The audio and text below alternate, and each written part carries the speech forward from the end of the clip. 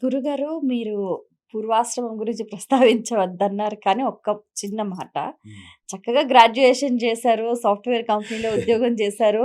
మరి సడెన్‌గా ఇటు ఈ ఆధ్యాత్మికం వైపు, మరి ఈ సన్యాసం వైపు, ఇటువైపు మళ్ళటానికి మరి మీకు ప్రేరణను అందించిన సందర్భం? ఇది మంచి క్వెషన్. ఎందుకంటే ప్రతి ఒక్కటి we are the product of our past deeds అంటారు. We are products of our past deeds. అంటే మనము ఈ శరీరం ఇప్పుడు పొందారంటే ఈ జన్మలో కాదిది. ఎందుకంటే మనం జన్మ జన్మాంతరాల్లో ఒక ప్రయాణం చేస్తూ వస్తున్నాం. ఇక్కడి నుండి మనము కాశీ ఎళ్ళాలంటే ఒక రోజులో ఎళ్ళలేకపోవచ్చు బస్సులో, ట్రైన్‌లో. అలా ఎలాగైతే జర్నీ చేస్తున్నామో మనము కూడా సముద్రం నీటి ఎలాగైతే ఆవిరై మేఘాలయ్యి, వర్షించి, నదులుగా ప్రవహించి, చివరికి సముద్రంలో ఎలా కలుస్తాయో, మనము కూడా శుద్ధ చైతన్యం నుంచే నేను వేరైపోయానని భ్రమలో వేరుగా ఉన్నాము. మళ్ళీ ఎక్కడికి చేరాలి చివరికి? అక్కడికే చేరాలి. అంటే మరి మధ్యలో ఎందుకు ఈ జర్నీ వచ్చింది స్వామి? మధ్యలో చేరుకునే ముందు మనకి ఈ యొక్క శరీరం అనే దాంట్లో శుద్ధ చైతన్యంలో పడింది. ఒక బకెట్ నీటిలో సూర్య ప్రతిబింబం లాగా. అప్పుడేమవుతుంది? నేను నా స్వరూపాన్ని మర్చిపోయి ఈ శరీరమే నేను అనుకుంటున్నాను. హ్మ్. శరీరకున్న సంబంధాలన్నీ రాసుకుంటాను ఆటోబయోగ్రఫీ లాగా. సో, అప్పుడేమైంది? మొత్తం మర్చిపోతాను. అయితే ఎప్పుడైతే నాకు ఊహ తెలిసి, నా వైపు నేను ప్రయాణించాలి బహిర్ముఖం కాకుండా అంతర్ముఖము అనే సాధన చేస్తూ కోరికలుంటాయి. అందువలన ఎవరికైతే ఎక్కువ కోరికలుంటాయో, ఆ కోరికలు తీరవు. కోరికలు తీరకంటే మీకు శరీరం పడిపోద్ది. అప్పుడేం చేస్తారు? మిగిలిన కోరికలు మళ్ళీ తీర్చుకోవడానికి మళ్ళీ మీరు పుట్టాల్సొస్తది. మళ్ళీ ఆ జన్మలో మళ్ళీ కోరికలు పెంచుకున్నారనుకోండి, ఇక మీకెప్పుడు అంతముండదు. పుట్టడము, కోరికలు తీర్చుకోవడం, మళ్ళీ మిగిలిన కోరికలు తీయడం, మళ్ళీ పుట్టడం. ఇది పునరపి జననం, పునరపి మరణం, పునరపి జననం, పునరపి మరణం. సో, ఈ విధంగా ప్రతి ఒక్కరు కూడా తన పూర్వజన్మ వాసనలు టెండెన్సీస్ అంటారు. దాని ఆధారంగానే ఈ జన్మలో మనం పుడతాం. అందువలన అమ్మా, నాన్న అనేవాళ్ళు ఈస్ యాక్సిడెంటల్.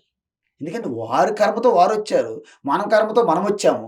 వారికి మనకి ప్రారబ్ధం ఉంది. కలిసాం. అందువలన అమ్మా నాన్నలనేవారు ఈ జన్మలో ఈ శరీరం మీకు అమ్మా నాన్నలు. ఇలాంటి అమ్మా నాన్నలు ఎంతమందున్నారు? ఎన్ని శరీరాలు పొందారు? కాబట్టి నేను ఈ శరీరం అనేది ఒక ప్రదేశంలో, ఒక కాలంలో, ఒక తల్లిదండ్రులకు పుట్టాను. కానీ ముందే మీకు చెప్పాను.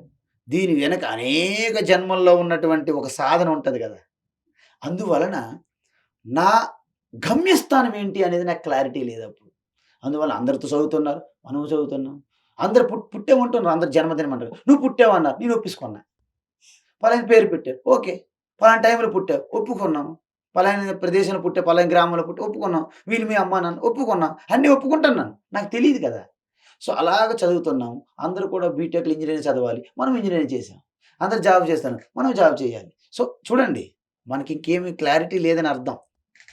అప్పుడు నా యొక్క ప్రీవియస్ బర్త్ అంటే పూర్వజన్మల యొక్క వాసనలు ఇప్పుడు జరుగుతున్నటువంటి వ్యవహారంలో టగ్ ఆఫ్ వార్ వచ్చిందనమాట. సాటిస్ఫాక్షన్ లేదు. కంటెంట్‌మెంట్ లేదు. మీకు అర్థమవుతుందా? తృప్తి అంటారు.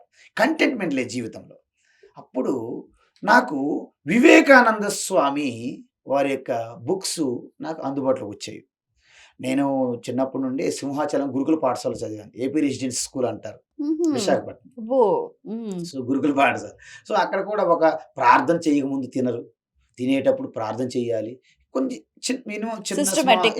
స్మాల్ డిసిప్లిన్ అనమాట. క్రమశిక్షణ ఉంది కొద్దిపాటి. తరువాత ఇంజినీరింగ్ చేశానని చెప్పాను గదా! అయితే ఆ కల్చరు, ఆ యొక్క అట్మాస్ఫియర్, ఎన్విరాన్మెంట్ మనకు నచ్చదు. అంతా మన భారతీయ సంస్కృతి సంప్రదాయాలకు విరుద్ధమైన సంస్కృతి ఇప్పుడు సాఫ్ట్‌వేర్‌లో, ఐటీ ఫీల్డ్‌లో ఉంది. మీరు ఒప్పుకున్నా, మీరు కాదన్నా, మీరేమనుకున్నా అది ఉంది. అవును. సో, అది నాకు నచ్చలేదనమాట. అప్పుడు నేనేమనుకున్నానంటే, నేను చిన్నప్పటి నుండి కూడా ఈవెన్ స్కూల్‌లో ఉండేటప్పుడు కూడా సొసైటీకి ఏదో చెయ్యాలనే ఒక ధోరణి అనమాట. నా అంతరాత్మ. సో, సాఫ్ట్‌వేర్‌లో ఉంటే ఏముంటది? ఏదో ఉద్యోగం చేస్తుంటాం, పెళ్లి చేసుకుంటాం. We are confined to one family within 4 wall of house. So, I cannot దీనితోనేమి చేయలేను. ఏదైనా సరే ఒక గవర్నమెంట్ పెద్ద పోస్ట్ కొట్టాలి. అప్పుడేముంటాయి? Group 1 civils. Hmm. IAS, IPS, RDO, sub collector, DSP పోస్టులుంటాయి. కలెక్టర్. హ్మ్. సో, అప్పుడు ఇక జాబ్ విడిచిపెట్టి ఈ యొక్క కాంపిటీషన్ ఎగ్జామ్స్‌లో పడ్డాం. ఆహా! గ్రూప్ 1 సివిల్స్ అటెంప్ట్ చేశాం. ఆ! సో, త్రీ ఇయర్స్ అనుకుంటా, 2.5 ఇయర్, 3 ఇయర్స్ బాగా హార్డ్‌గా చదివాం. గ్రూప్ 1 ఇంటర్వ్యూ కూడా ఒకసారి అయింది. హుహు. 2011, 12 ఆ టైంలో. హుహు. సో, ఆ తర్వాత అప్పుడు ఒక మన ప్రారబ్ధం ఇటువైపు రావాలని ఉంది చూడండి. ఆ యొక్క డివైన్ ప్లాన్ అనమాట. డివైన్ ప్లాన్ అంటారు దాన్ని. ఈశ్వరుని కాలు. అయితే అప్పుడు స్టేట్ ఇంక బైఫర్కేషన్ అవ్వలే. తెలంగాణ, ఆంధ్ర విడిపోలే. అప్పుడు నోటిఫికేషన్ ప్రాబ్లమ్స్ వచ్చాయి. పూనం మాలకొండయ్య గారు అవును. సెక్రటరీగా ఉండేవారు. వెంకటరామరెడ్డి గారు చైర్మన్ గారు ఉండేవారు అప్పుడు. ఇక్కడ హ్మ్. యునైటెడ్ ఆంధ్రప్రదేశ్. హ్మ్. సో, అప్పుడు ఆ నోటిఫికేషన్ ప్రిలిమినరీ ఎగ్జామ్‌లో ఓ 10 బిట్స్ వరకు తప్పిచ్చారని హైకోర్ట్, సుప్రీం కోర్ట్ వరకు ఎళ్ళిందది. ఆ నోటిఫికేషన్ గొడవ. దాంట్లో నేనున్నా. అప్పుడు హ్మ్. ఈ గ్యాప్‌లో నేను ఈ బాడీ ఎక్కడైతే పుట్టింది చెప్పాను గదా! శ్రీకాకుళం, టెక్కలి. హుహు. ఓకే గదా! ఆ ప్రాంతం అనమాట. గొదలాం గ్రామం. సో, అక్కడ ఆ ఏరియాలో శ్రీకాకుళం జిల్లాలో థర్మల్ ప్లాంట్ ఒక యాజిటేషన్ జరుగుతుంది. ఒక 6 మత్స్యకారులు చనిపోయారు. హ్మ్. Fishermen community. హ్మ్. ఆ తర్వాత నేను చూసాను ఈ యొక్క రిపోర్ట్సు, వాళ్ళ లైసెన్సెసు అక్కడ ఎందుకు ఈళ్ళు అడ్డుకుంటున్నారు? ఉద్యమాలు వెనక ఎవరెవరున్నారు? కమ్యూనిస్టులు జనరల్‌గా ఉంటారు. ఎక్కడ ఉద్యమాలైనా వాళ్ళు వెనకుంటారు. ఒకప్పుడు కమ్యూనిస్టులు వేరు, ఇప్పుడున్న వాళ్ళు వేరు. ఇప్పుడున్న వాళ్ళందరూ కూడా కమిషన్స్‌కే. కమిషన్ కోసం పనిచేసే వాళ్ళని ఇప్పుడు కమ్యూనిస్ట్ అంటారు ఇప్పుడు. ఒకప్పుడు అలా కాదు. చాలా పుచ్చలపల్లి సుందరయ్య గాని, విలువలుండేవి ఇప్పుడు. పుచ్చలపల్లి సుందరయ్య వాళ్ళంతా అద్భుతమైనటువంటి ఆహ్, సమాజం కోసం బ్రతికారు. ఇప్పుడున్న వాళ్ళు ఎవరైతే కమ్యూనిస్టులు ఉన్నారో సారీ ఆయన ఇలా చెప్పడం మంచిదో కాదో నాకు తెలీదు. I'm sorry. బట్ ఇప్పుడు ఉన్నట్టు కమ్యూనిస్టులు ఎవరైతే దేశంలో ఉన్నారో కమిషన్‌ల కోసం పనిచేసేవాడే కమ్యూనిస్ట్ ఇప్పుడు. అప్పుడోళ్ళు అంటే కాదు. ఆ భావజాలం. పోయింది. ఆ స్పిరిట్ పోయింది. హుహు. సన్యాసుల్లో కూడా అందరిలో కూడా పోతుంది. మీ ఒక దగ్గరే కాదు. ప్రతి కమ్యూనిటీలో కూడా ఆ స్పిరిట్ డైల్యూట్ అయిపోయింది. ఈవెన్ రాజకీయ నాయకులు కూడా అద్భుతమైన రాజకీయ నాయకులు ఉండేవాళ్ళు. మరిప్పుడు మీరొక సన్యాసం తీసుకొని ఒక స్థాయిలో ఉన్న వ్యక్తులు హ్మ్. మరి వాటన్నిటిని పునరుద్ధరించడానికి ఎటువంటి కార్యాచరణ చేపట్టారు? ఎగ్జాక్ట్‌లీ. మన వేదం ఏం చెప్తుందంటే, అసతోమా సద్గమయ, తమసోమా జ్యోతిర్గమయ, మృత్యోర్మా అమృతంగమయ అని చెప్పిందనమాట. అంటే నిత్య నిరంతరం మనం దేనికోసం ప్రయత్నించాలి? అసతోమా సద్గమయ. అసత్ అంటే యావత్ ప్రకృతంతా కూడా నామరూపాలుగా కనిపిస్తున్నటువంటి ఈ సృష్టంతా కూడా అసత్. హుహు. దీనికి ఎవరైతే ఆధారభూతంగా అణువణు వ్యాపించి ఉంది. శివ ఆజ్ఞ శివమైన కుట్టదన్నారు కదా! దాని అర్థం ఏంటి? పాలులో మొత్తం వ్యాపించి వెన్నలాగా ఏదైతే ఉందో, ఆ వెన్న అనేది సత్యము. ఈ పాలనేది అసత్యము అని అర్థం. అర్థమవుతుంది కదా! కాబట్టి ఈ సృష్టిని సృష్టించినటువంటి పరమాత్మ దేవుడు పైన ఎక్కడో ఉన్నాడు. పరలోకముల, వైకుంఠముల, కైలాసముల ఇవన్నీ తప్పే. వైకుంఠం, కైలాసం, పరలోకాలు ఉండవెక్కడ? హ్మ్. మీరు ఒక విషయం చెప్పండి నాకు. ఆభరణాలన్నిటికి మూలమేంటమ్మా? ఆభరణాలు. గోల్డెన్ ఆభరణాలు అన్నిటికి. సువర్ణం. బంగారమే కదమ్మా! సువర్ణం అంటే బంగారమే గదా! హ్మ్. అయితే ఆభరణాలన్నీ జ్యువెల్లరీ షాప్‌లో ఉండి, బంగారం ఎక్కడో పరలోకంలో ఉంటదా? మీరు చెప్పాలి నాకు. ఎంత దారుణం ఇదసలు. కెరటాలు, అలలు, బుడగలన్నీ తీరంలో ఉండి, సముద్రం ఎక్కడో పరలోకంలో ఉంటదా? మీరు చెప్పాలి. అసలు ఇంపాసిబుల్ అనమాట. అందువలన ఈ ఈ ఈ ఈ సృష్టి, ఈ ప్రపంచ జగత్ అంటారు గదా! ఈ జగత్తు వేరు. దీన్ని సృష్టించిన దేవుడు ఎక్కడో పైనున్నాడు. నేనేమో సృష్టికర్తను పూజిస్తాను గాని, నేను సృష్టిని పూజించనండి. పెద్ద తెలివిగా మాట్లాడుతుంటారు పైకి మళ్ళీ వేదికల పైన. వేదికలపై మైక్ పెట్టి ఏం మాట్లాడతారు తెలుసా? మేము సృష్టికర్తను పూజిస్తాము. మేము సృష్టిని పూజించము. మేము బంగారు ఆభరణాలు పూజించము. ఆ బంగారాన్ని పూజిస్తాం. అంటే, ఆభరణాలు మేము పూజించము. అంటే ఆ మూలం నుంచే కదా ఈ ఆభరణాలొచ్చేది. అందుకని వాళ్ళు ఆ మూలంని ఆరాధిస్తున్నామని చెప్తారు అదే గదా! కదా! మరి మూలం ఎక్కడుంది? ఆభరణంలో బంగారం ఉందా? బయటుంటదా? మీరు చెప్పండి.